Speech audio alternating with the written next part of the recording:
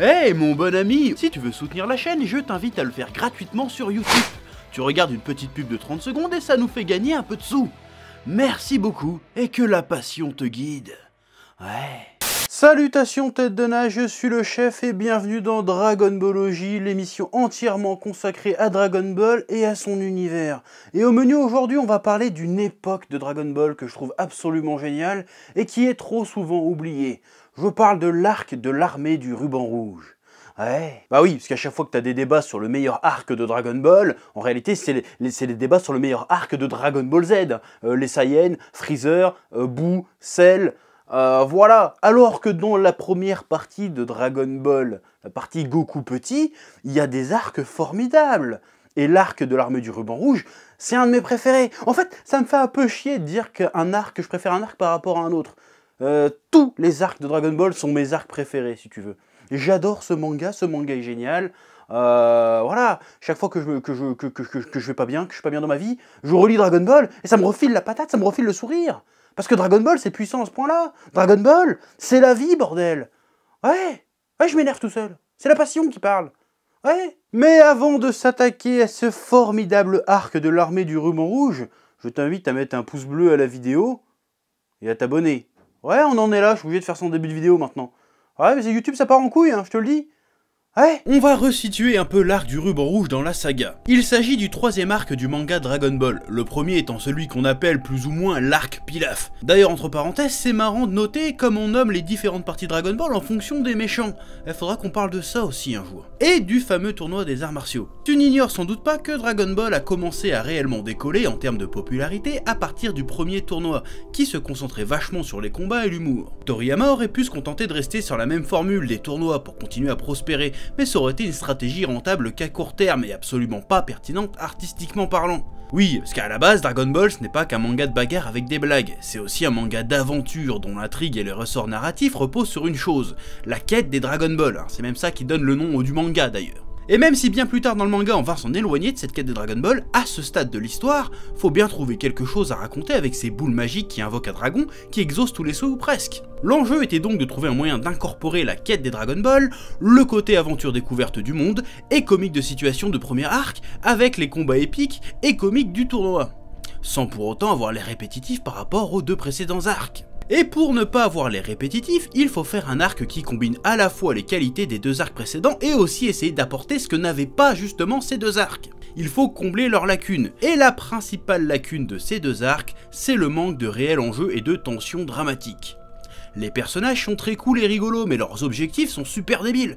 Genre Bulma, elle veut commander un fiancé, et Goku, il veut juste voir un dragon. Tu sens bien que s'ils échouent, bah c'est pas trop grave, ils vont pouvoir continuer leur life tranquille. D'ailleurs, techniquement, ils échouent, parce qu'ils arrivent pas à se faire exaucer un vœu par le dragon. Bon, ils trouvent quand même un fiancé, et l'autre il finit par voir le dragon, mais techniquement, ils ont pas réussi. Et du coup, bah ils continuent leur vie tranquille en fait. Pour le tournoi, alors oui, on avait envie de voir le dénouement pour savoir qui allait gagner, mais en soi, Goku ne se bat que pour s'amuser, et le voir perdre n'implique rien de définitif pour le personnage. Au contraire, à la fin, il est quand même content parce qu'il a appris plein de trucs et qu'il s'est bien marré. Et s'il avait gagné, ça aurait été strictement pareil. Limite, le seul qui avait un vrai enjeu au tournoi, c'était Nam. Ouais, je sais que t'as oublié ce perso. Qui lui devait à tout prix gagner pour sauver son village. Bon, bah, même s'il finit par le sauver quand même, mais bon, t'as compris. Bref, ça manquait de réels enjeux, donc de réelles tensions.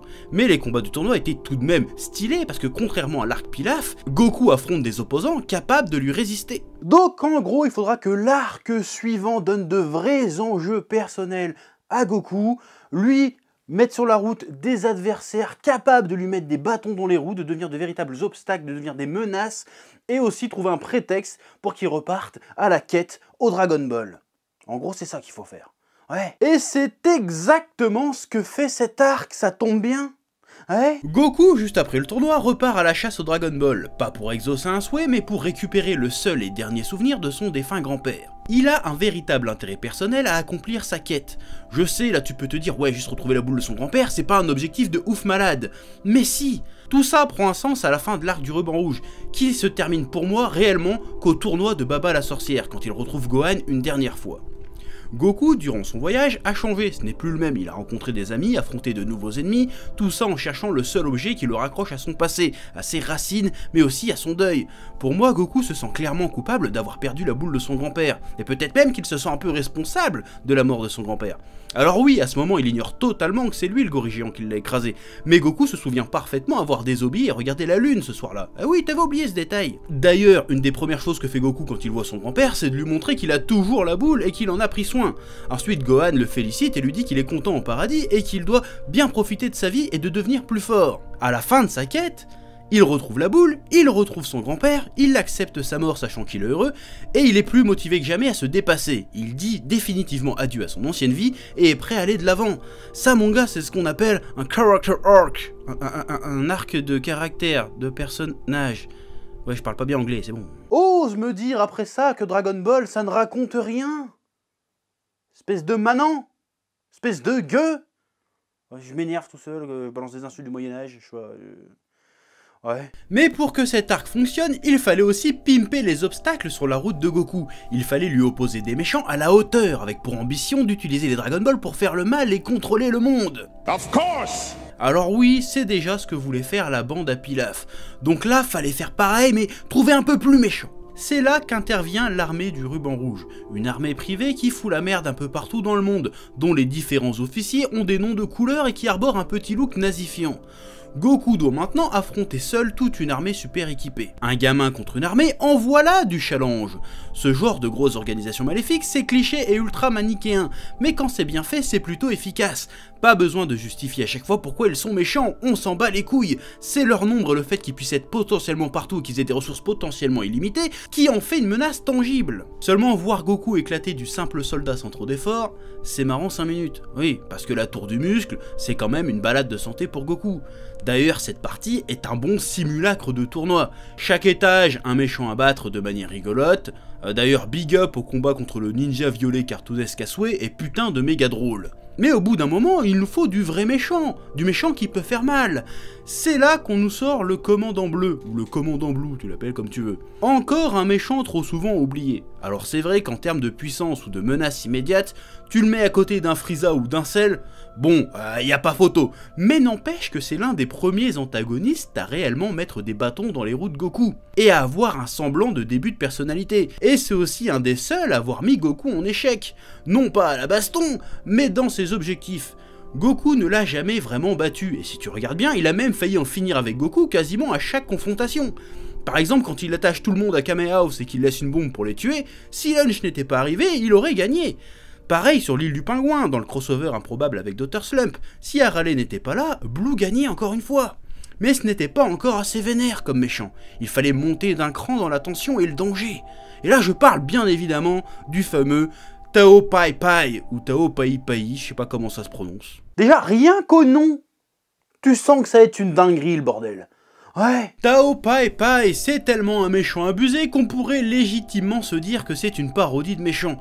Le gars est beaucoup trop bête et méchant pour être crédible quand tu regardes bien, mais il est tellement stylé quand il fait des méchancetés que quand t'es pris dans le manga, le gars fait vraiment peur quand même. Première apparition, le gars tue le commandant Blue avec la langue. C'est complètement débile, mais en même temps c'est hyper violent. Et symboliquement c'est très fort, il impose sa présence et son level de menace en niquant en 2 secondes le précédent méchant.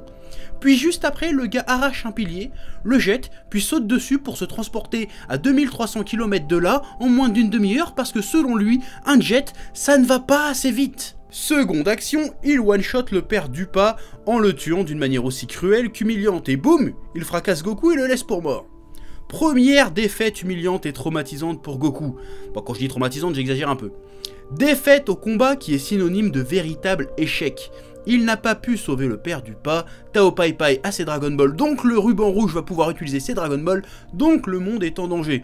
Tout ça parce que Goku n'est pas assez fort. C'est sans doute la première fois que Goku prend conscience de ce qu'implique d'être impuissant face au mal, qu'il comprend les conséquences, qu'il commence à embrasser son rôle de héros. Tao Pai Pai est sans aucun doute pour moi le premier vrai méchant du manga. Il incarnait le sadisme et la cruauté gratuite et semblait réellement invincible. Son apparition a vraiment changé le ton de l'arc et j'irais même jusqu'à dire le ton du manga. manga. Je pense qu'on retrouve là le prototype de tous les méchants à venir dans Dragon Ball, des êtres qui incarnent le mal dans sa plus simple représentation, un mal absurde, gratuit, implacable. Ouais, le mec il fait des mouvements tellement stylés que même Chuck Norris à côté, c'est une tafiole. Ouais. Après avoir fracassé Tao Pai Pai, il part s'occuper d'une dernière menace, l'armée du ruban rouge elle-même. Il débarque au QG et il fait grimper son kill count de manière exponentielle. D'ailleurs, à cette époque, on ne s'attardait pas trop sur le côté Goku n'aime pas tuer. Il tue et il en a rien à foutre. Il élimine une menace ou en tout cas une sérieuse nuisance pour le monde et devient par la même occasion un héros, ou en tout cas il est bien engagé sur la route de la légende qu'il est amené à devenir. Tu me diras, oui, mais il a déjà sauvé le monde en contrecarrant Pilaf. Franchement, est-ce qu'à un seul moment, Pilaf et sa bande ont été une menace crédible? C'est plus ou moins la version bêta de la Team Rocket dans Pokémon. Ils sont plus débiles et pathétiques que réellement méchants et dangereux. D'ailleurs, juste après le tournoi de Baba, ils retombent sur la bande à Pilaf. Et ils leur latent le cul d'une puissance cosmique, ce qui montre bien l'évolution de Goku. Ils ne sont définitivement plus une menace pour lui. Ils l'ont jamais vraiment été, mais t'as compris le délire. Et on ne les reverra plus jusqu'à l'arc Piccolo, mais ça, on en reparlera une autre fois. L'arc du ruban rouge est génial parce qu'il marque un tournant dans Dragon Ball. On passe progressivement de la petite comédie d'aventure rigolote au récit plus mature, plein d'enjeux, de péripéties. On découvre un univers encore plus vaste dans lequel le héros grandit, mûrit, devient meilleur et se révèle. Après cet arc, le manga ne sera plus jamais le même. La popularité du manga a commencé à exploser avec le premier tournoi. C'est un fait, mais pour moi cet arc est la véritable révélation de l'esprit Dragon Ballesque. Ouais. Dragon Ball, c'est la vie, et je sais que t'as fini chez toi, ouais. D'ailleurs, avant de partir, je te rappelle que les t-shirts de la passion sont disponibles dans la boutique Utip. Également, l'intégrale des 3 premiers volumes de Dirty Cosmos avec tous les bonus de la version papier, dispo sur Utip pour 5 €, plus de 180 pages de BD. Tu vas te régaler, t'y vas, c'est pour moi. Et je te dis, à bientôt, que la passion te guide. Ouais. Eh oh, tu vas pas te barrer comme ça, hein? Tu vas laisser un pouce bleu? Un petit pouce bleu, hein? Puis tu regardes aussi les autres vidéos? Parce que voilà, tu t'abonnes? Ouais?